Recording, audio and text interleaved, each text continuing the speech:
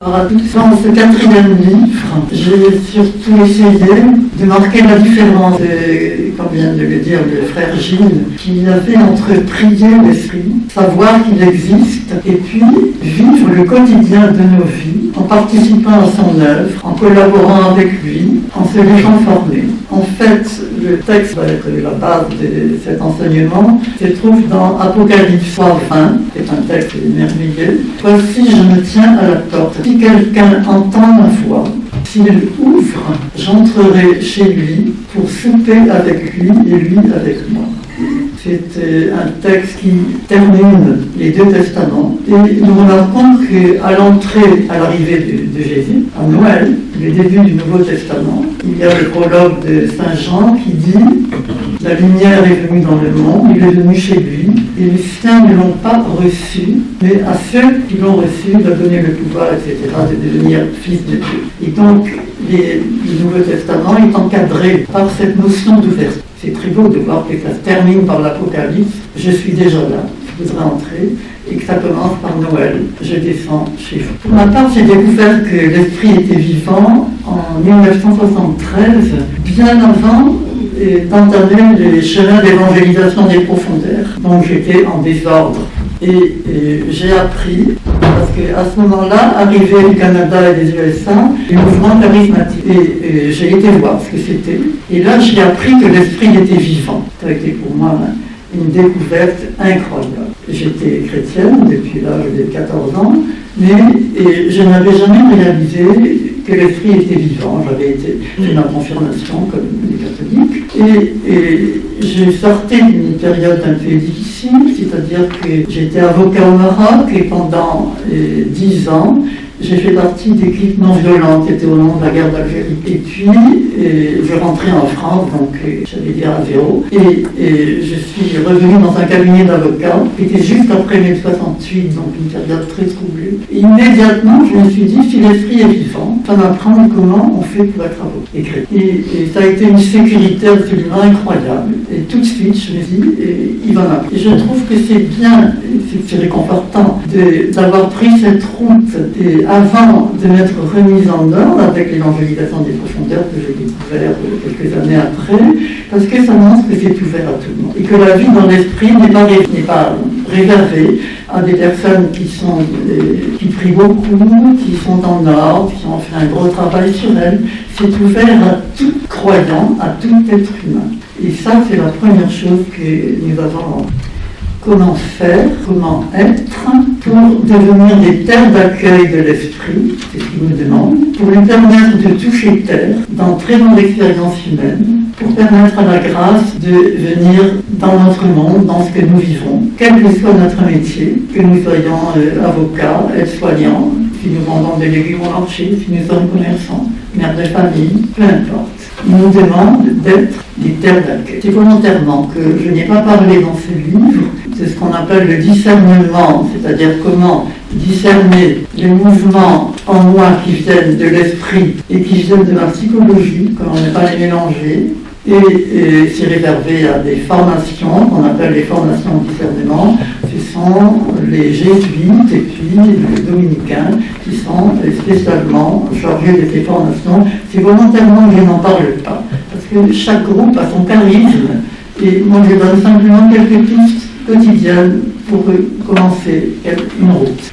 Je ne parle pas non plus des assemblées charismatiques qui ont une fonction différente, qui ont de très belles liturgies pour célébrer l'esprit, qui accueillent beaucoup de gens en détresse, qui sont vraiment un lieu matriciel. Des gens en détresse peuvent venir.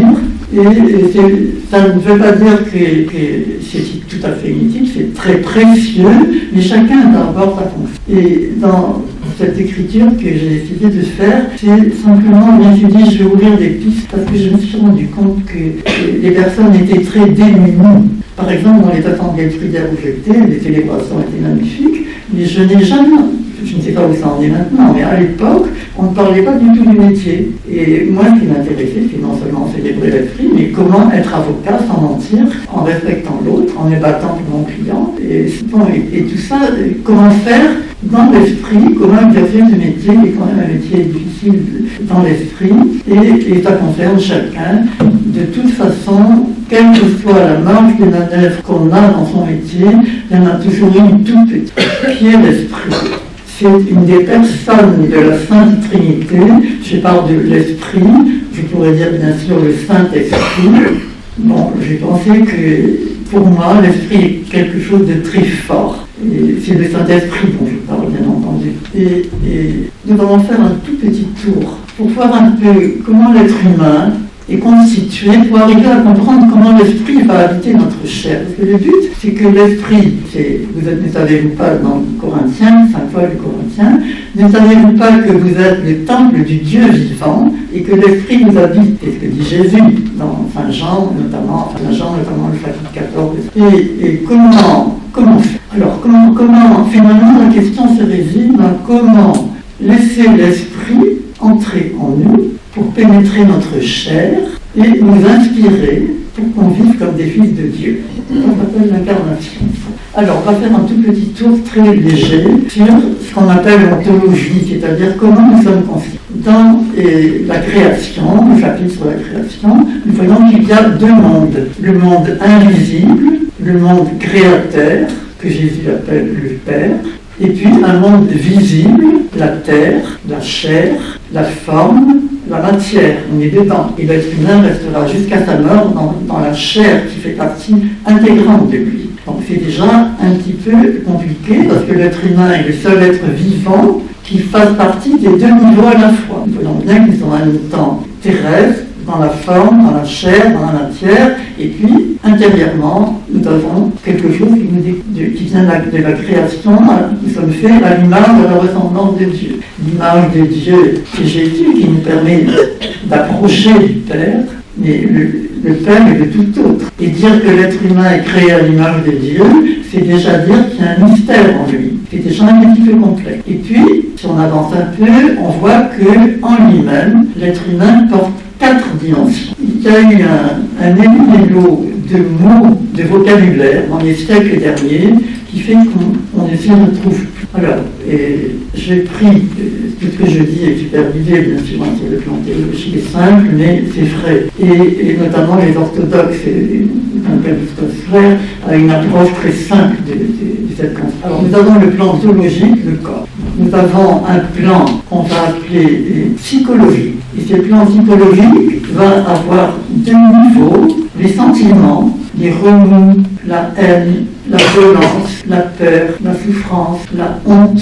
qui vivent à peu près en tout homme, qu'on appelle le plan affectif, ça fait partie de la psychologie. Et le plan qu'on appelle le plan cognitif, peu importe, qui est les facultés, l'intelligence, la volonté, l'imagination, le désir.